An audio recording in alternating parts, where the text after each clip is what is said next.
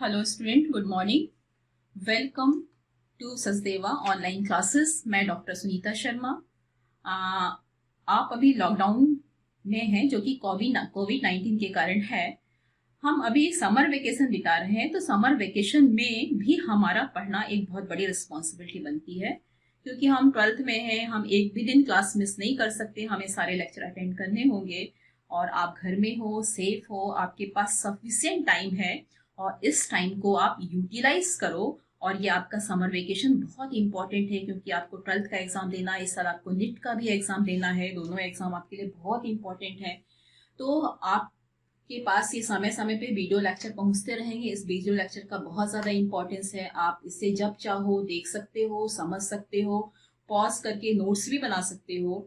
तो जब भी आप इस वीडियो लेक्चर को देखें, तो हमारा सबसे पहले आपसे ये बोलना होगा कि आप अपनी नोटबुक प्लस कॉपी पेन लेके सब बैठें और हर एक पॉइंट को नोट करते रहें, जिससे कि आपकी प्रॉपर नोट्स भी बन जाएंगे। आपको इस समर वेकेशन में इन नोट्स को समझना है, देखना है, लर्न करना है, क्वेश्चन आंसर करने हैं जो कि एनसीईआरटी में दिए हुए हैं, और जो टाइम टू टाइम हम लोग देंगे क्वेश्चन आंसर, उसको भी सॉल्व करना है।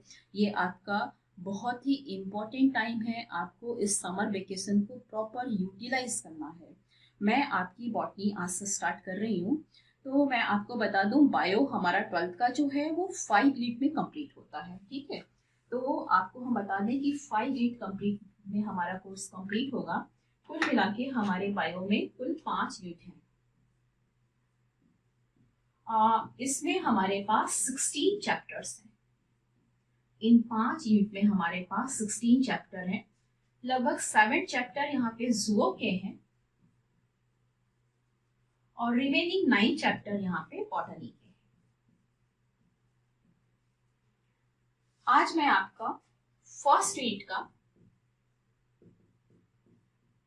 सेकेंड चैप्टर स्टार्ट कर रही हूँ। जो ये फर्स्ट यूनिट है, ये बहुत इंपॉर्टेंट है। आपको मालूम होगा कि इससे 14 मार्क्स के क्वेश्चन आपके सीबीएसई में आने वाले हैं, ठीक है। तो आज हम स्टार्ट करते हैं, और ये उम्मीद करते हैं हर एक लेक्चर को जैसे मैं समझाऊंगी वैसे आपको समझना है, लर्न करना है। प्लस जैसे ही टॉपिक कंप्लीट होता है, आपको एनसीईआरटी की बुक लेकर के बार बार रीडिंग करनी है। जितना ज्यादा आप रीडिंग लेंगे, उतने ज्यादा आपकी कॉन्सेप्ट क्लियर होंगे। आपको फर्स्ट रीडिंग में समझ में नहीं आएगी एनसीईआरटी, पर जब आप इस लेक्चर को देखोगे, उसके बाद जब एनसीईआरटी को रीड करोगे, तो आपको सारी बातें एकदम क्लियर हो जाएंगी। तो चलिए, हमारा टॉपिक स्टार्ट होता है। हम स्टार्ट कर रहे हैं second chapter, sexual reproduction in flowering plant. चलिए हम स्टार्ट करते हैं।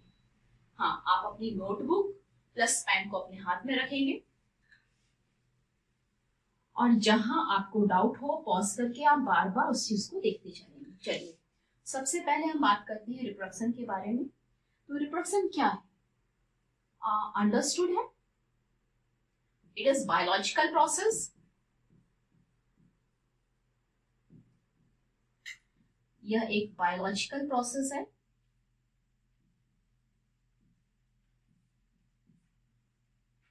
and it is important because it is responsible for the production of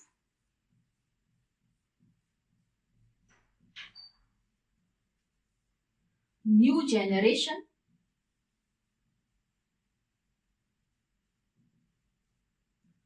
और progeny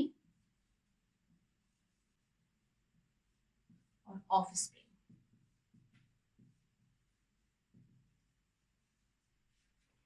रिप्रोडक्शन की बात की हमने यहाँ पे। Reproduction is a biological process, and it is important because it is responsible for production of new generation और progeny और offspring।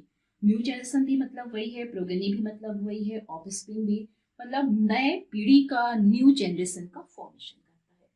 अब हमारे पास दूसरा पॉइंट आता है सेक्सुअल रिप्रोडक्शन। आपको पता है, हमने 11th में ही पढ़ा है, रिप्रोडक्शन दो तरह के होते हैं, सेक्सुअल एंड एसेक्सुअल। जहां सेक्सुअल रिप्रोडक्शन की बात आती है, वहां पे हमारे पास गैमीट्स की जरूरत होगी, and this process required 2 types of gamete. इस प्रोसेस में 2 टाइप्स के गैमीट चाहिए होता है। जो फर्स्ट गैमीट है, it is male gamete, and second one is female. और इन दोनों के फ्यूजन से प्रोडक्शन जो मिलेगा हमें वो ऑफ स्प्रिंग मिलेगी।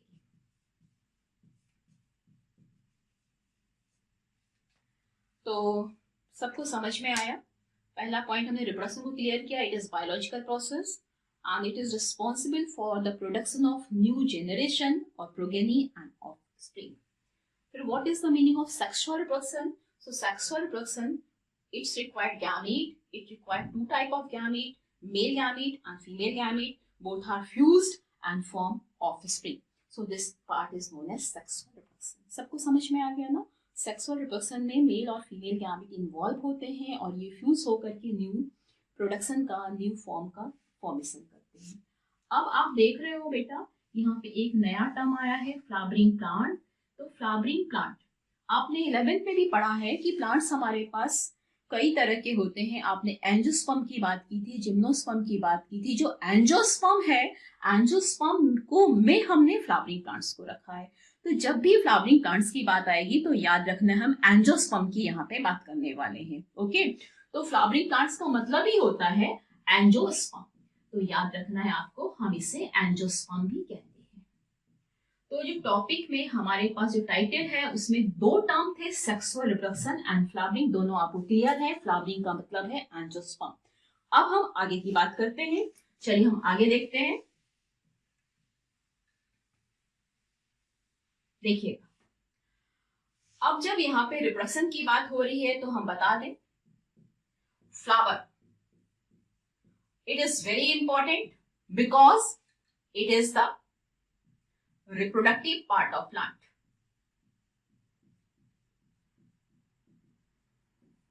हमने अभी एक इंपॉर्टेंट सेंटेंस कहा कि फ्लावर क्या है, तो flower is very important because it is the reproductive part of plant. And what is flower? So we can say flower is a modified form of shoot.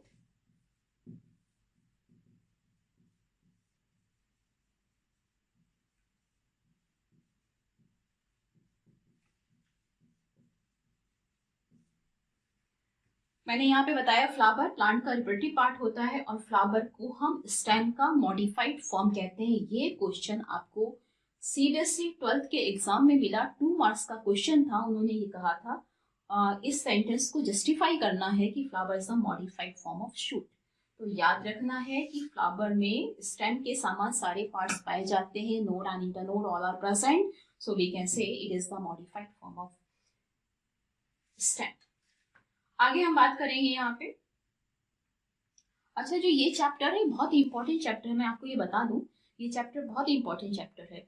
इस चैप्टर से आपके पास long answer question भी मिलेंगे, आपको short answer question भी मिलने वाले हैं, वेरी शॉर्ट आंसर क्वेश्चन भी मिलने वाले हैं एंड इवन मल्टीपल चॉइस के भी क्वेश्चन मिलते हैं।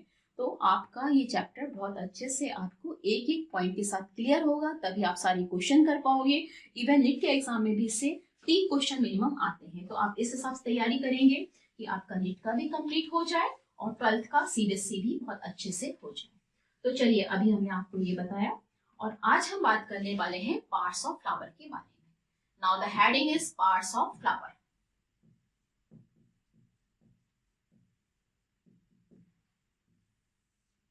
Flower, it consists of 4 parts. How many parts are present in flower? So we can say flower has 4 parts. First part is calyx and unit is sepal. याद रखना है, sepal एक भाग है और सेपल के group of sepal is known as calyx and it is the first part of flower. मैं diagram भी ड्रॉ करती जा रही हूँ आपके पास। दिस वन इज कैलिक्स, ये बनाया मैंने कैलिक्स। ग्रुप में इसको हम कैलिक्स बोलते हैं, बट सिंगल पार्ट हमारे पास जो है उसको हम बोलेंगे sepal. Next one is second part is corolla. इसकी यूनिट को हम बोलते हैं पेटल।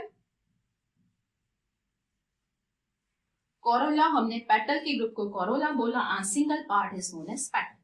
और मैंने ये डायग्राम ड्रॉ कर दिया, दिस वन इज पेटल। ये हमारे पास पेटल्स हो गए, ये हमारे पास पेटल्स हो गए, ये हमारे पास पेटल्स हो गए and it is very colourful structure and it is responsible for attract the insect. ये हमारे कीटों को आकर्षित करेगा and it is responsible for pollination process, और इसी के कारण पॉलिनेशन की प्रोसेस होती है। Now the third part is androecium.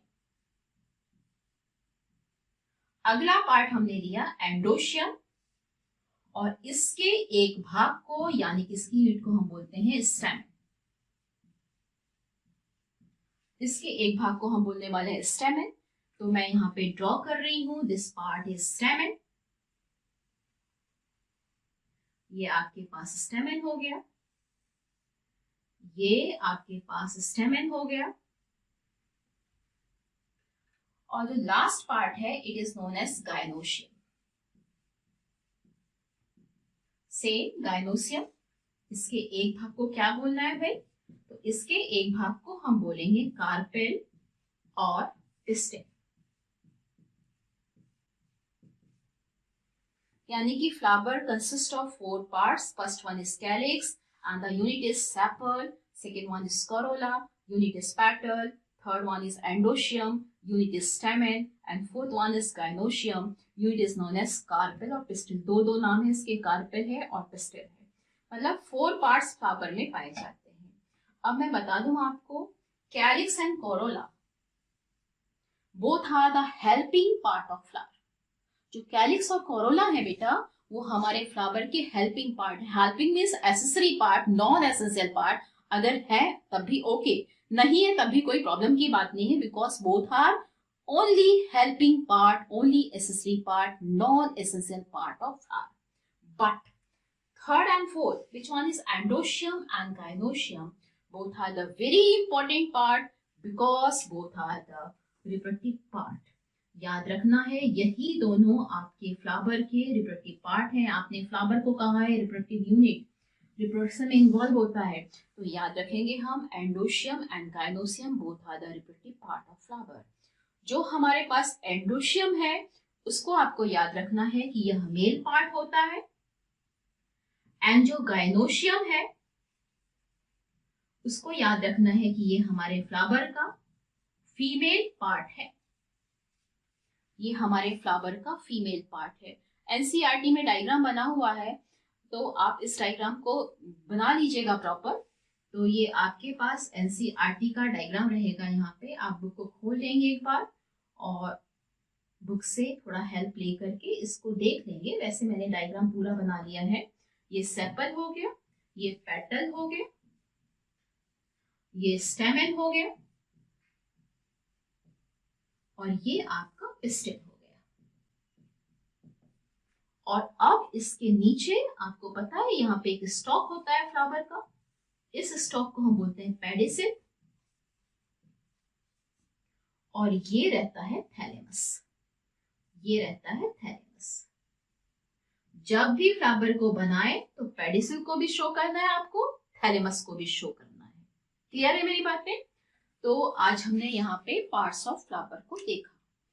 अब हम आगे का लेक्चर लेते हैं। आपको कंसेप्ट सारे क्लियर हो गए ना? पार्ट्स ऑफ फ्लावर मैंने 4 पार्ट्स दिए, आपको याद हो गए, कैलिक्स, करोला, एंडोशियम, गाइनोशियम। चारों पार्ट यहाँ पे आपको दिखाई दे रहे हैं डायग्राम में। ये हमारे फ्लावर का एलएस है। ये इसमें एलएस में सारे पार्ट्स दिखाई दे रहे हैं। एनसीईआरटी की बुक में भी आपको ये डायग्राम दिखाई देगा, और ये डायग्राम क्वेश्चन में मिल जाता है आपको। कभी कभी 2 मार्क्स के क्वेश्चन में डायग्राम ड्रॉ करिए, एलएस ऑफ फ्लावर ड्रॉ करिए, तो आपको इस डायग्राम को बना के प्रैक्टिस करनी है। चलिए इसके बाद की हम बात करते हैं। अब हम यहाँ पे सेक्सुअल रिप्रोडक्शन की बात करने वाले हैं। हमने फ्लावर को देख लिया। अब हम आपको बता दें, जो सेक्सुअल रिप्रोडक्शन है इसमें 3 इवेंट्स पाए जाते हैं, 3 पार्ट्स होते हैं, 3 स्टेप होते हैं। जो पहला स्टेप होता है ये होता है प्री फर्टिलाइजेशन।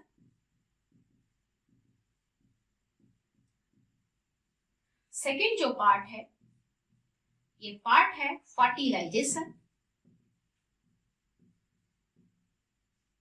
और जो थर्ड पार्ट है ये है पोस्ट फर्टिलाइजेशन।